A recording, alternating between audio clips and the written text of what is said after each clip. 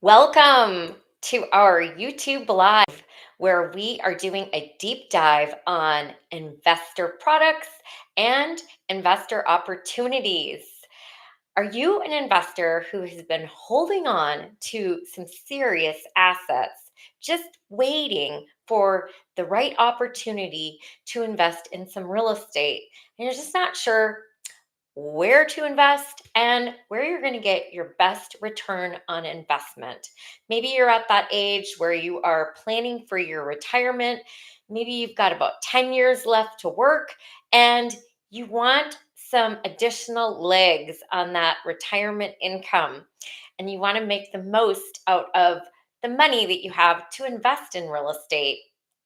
So, my name is Amy DeBusk, and what I'm known best for is making mortgage simple and easy to understand and finding really niche products for my investors that help them build long term wealth through purchasing real estate. Today, we are going to do a deep dive on investing in California versus Tennessee. So, I've done some research lately for one of my clients, and this is a part of my investor series. So I thought that it would be really valuable to break down the difference between purchasing a home in Sacramento versus Memphis. Very different markets and very different price points. So the first price point I want to bring to your attention is a home in Memphis. It's listed for $194,000 and it rents for about $1,600 a month. All in, you're putting 25% down on this house. Your closing costs are going to be about $6,500. All in, you're about 60 grand into this house. Okay. So that is house number one. House number two is in Sacramento.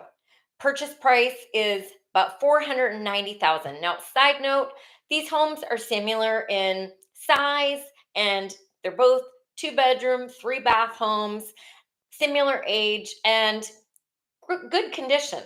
Great rentals. So, second option is California, Sacramento, and this house is listed for $490,000 and it rents for around $2,500 a month. Maybe 2,600. So, but erring on the side of caution, about $2,500 a month in rent. So, you're putting 25% down on this house and closing costs are probably going to be double, so around 12,000. So, maybe your out of pocket on this house is 125,000. Now, the catch is what is your break even point? How much are you going to have to come up with on a monthly basis to make up the difference between the rents and the mortgage that you are taking out to buy the house? So on the Memphis house, you break even on month one. Month one, or year one, you are even. You're not putting any of your additional money into this investment. The rents are paying for the mortgage and they're paying for all the costs of the rental. And so we have a really cool platform called MBS Highway that has a software system that does a deep dive on return on investments for each individual investment and it compares both the long-term return on investment and then the short-term return on investment. So side note, if you are interested in penciling out any property, all I need is the address of the property and then how much you're putting down for a down payment. We'd be happy to do that. That's a free service that we offer. So I did this on both these properties. I compared in depth what the difference is. And in my calculations, when I compare, how much these costs are on this rental property, we're putting in property management costs. Because, if you're an investor in California and you're buying homes in Memphis, you're going to have a property manager. So we calculated those costs in. We even did a little, allotment for maintenance on the house. So on the Memphis house, collecting $1,600 a month in rent, you are going to be at a positive cash flow on year one. Now let's switch over to the Sacramento house. So we've invested twice as much money. Down payment and closing costs are double for the house in Sacramento. Rents are more though. Rents are 2,500 versus 1,600. You're not going to break even on the rents versus the mortgage on the Sacramento house till year 8. That's just insane. I mean, I had a hunch that this was going to be the way it was going to roll out when I was crunching these numbers, but I didn't think it was going to be this different. So, okay, it gets better. Now, think about, what if you had the money to buy two houses in Sacramento? So, $250,000 all in.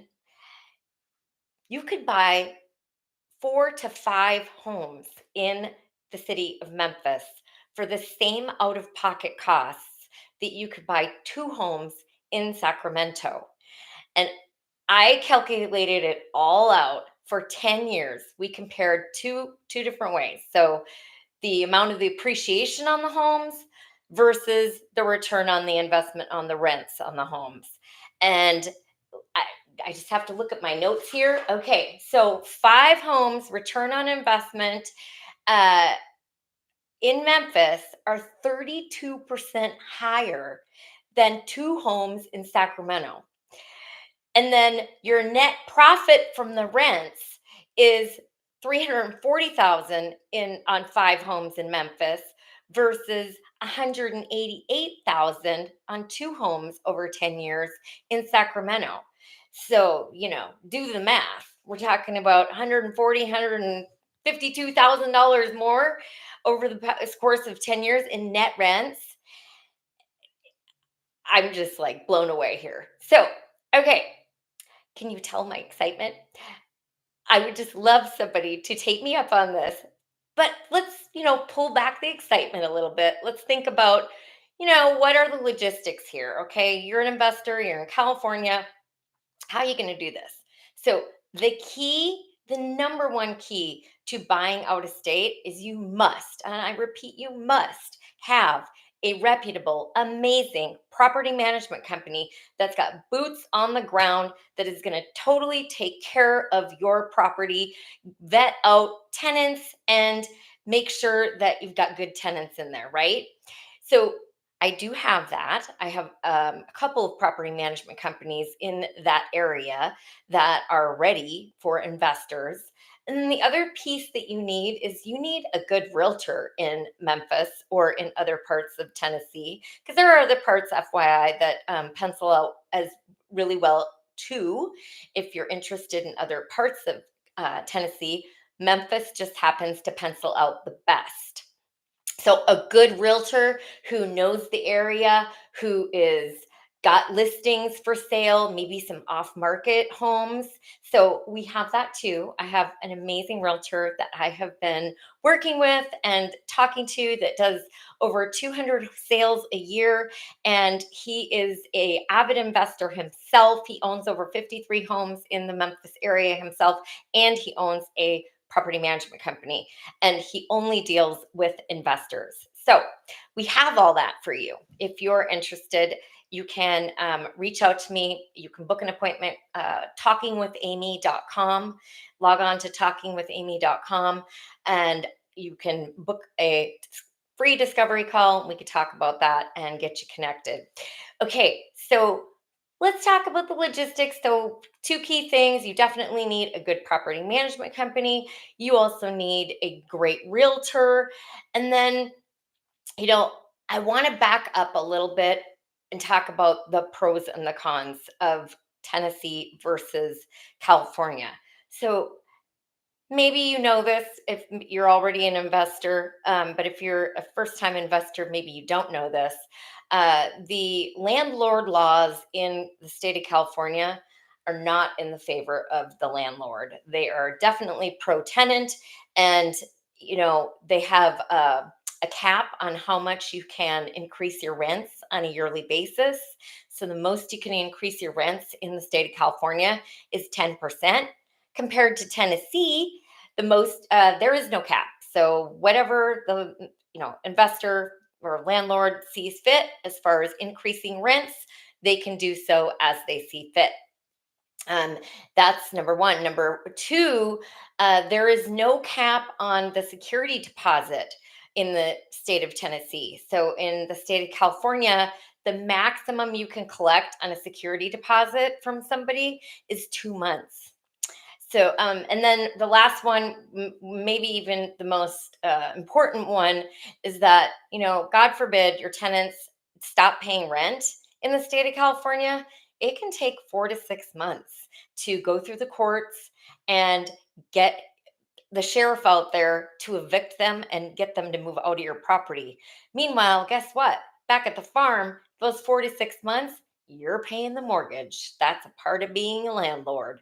Now, in the state of Tennessee, they're very pro landlord, and they move swiftly and quickly as soon as that tenant stops paying their mortgage. So that's my big pitch to you today for an investment idea if you're interested in growing long-term wealth through real estate investing. If you have any questions, you can always write in the comments and we will reach out to you that way as well.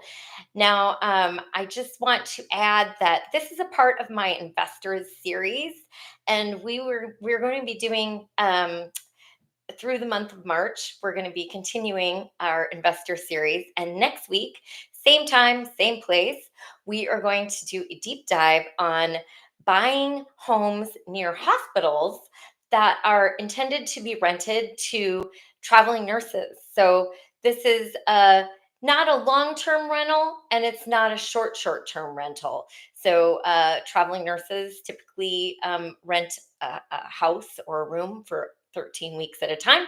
So that is going to be our topic for next week. I hope you tune in. And I just wanted to thank you for being with me today. I really enjoyed talking with you, and I wish you all so much good luck and blessings here in this 2025. It's going to be a great year. I also wanted to touch on, what type of product you can use for these investment properties. So let's do just a little comparison before I sign off. Now, using these two properties again, you could, if you really don't want to show your income, you could use the DSCR loan. So the DSCR loan, the way we calculate the DSCR loan, it's how much the rents are versus how much the mortgage is. That's how we compare. That's how we qualify it. So it's purely qualified based on rents versus housing expense. And then if it's 75% or less, if the mortgage and all the costs of the housing payment are 75% or less, you qualify. There's no income documentation whatsoever on a DSCR loan. Now, I will say the DSCR loan, the interest rate, I penciled it out today, ran rates on a DSCR loan for 25% down investor purchase, great credit, 780 FICO score. You're looking at about 7.625 today for a DSCR loan. That's 7.65 on a 30-year fixed versus let's say you did a conventional loan, you put your 25% down and you documented your income. You got your tax returns out, W-2s, pay stubs, the whole bit, and did a regular Fannie Mae or Freddie Mac conforming loan. That would be about 6.875 today on a 30-year fixed. So full disclosure, interest rates change sometimes twice a day, every day, and it all depends on your credit score and how much down you have for the down payment, and then of course if it's an investment property or not. But one of the things that you might not have thought about with the DSCR loan versus a regular loan. So on a regular conventional finance loan, you have to buy the house in your name. You cannot, if you have an LLC that you're got all your investment properties in, you cannot buy the house inside the name of the LLC. Now, on a DSCR loan, you can buy a house inside an LLC in the name of the LLC. Why that would be beneficial? Full disclosure, I am not a CPA, and so this is not me giving any tax advice. However, I have done a little research, and it looks like there could be some additional tax advantages by having an LLC and purchasing your homes inside the LLC. There's it's very clear to the IRS when the LLC purchases the home, and that may open you up to some more tax advantages as an investor. I will say this though, I was doing my research, and if you had your real estate license, not that you would actually use it for anything else but this, but if you had your real estate license and you had an LLC and you had multiple properties inside of the LLC that were investment properties, and you spent at least 750 hours a year, that's 750 hours a year on your investments, whatever that looks like for you, property management, buying, selling, maybe renovating, whatever it is. But if you did all those things, 750 hours a year, plus the homes are in the LLC, you purchased the homes with the LLC, and you had your real estate license, so all those boxes are checked. According to the IRS, you could use some of the um, write-offs that you're getting from these from the LLC against your ordinary income. Maybe you're a W-2 employee and you're looking for additional write-offs. That would be a way that you might be able to write off some of that ordinary income with your investment properties. And that is probably the only way that I have seen. And full disclosure, you should probably talk to your CPA about this or your accountant, because I am not a CPA. But what I have seen on the IRS website is that typically, if you earn more than $150,000 a year uh, on regular ordinary income from your ordinary, whatever your W-2 job, you cannot use losses from rents against ordinary income. So the only way that you'd be able to do that is if you had an LLC and you had your real estate license and you worked 750 hours or more on your investment company. So there you go. That's my research for the day on what might work for, moving the needle for you for long-term wealth. So, again, if you have any questions, I would love to have a chat with you. You can log on to talkingwithamy.com. That's talkingwithamy.com. And you can book a discovery call with me. It is free.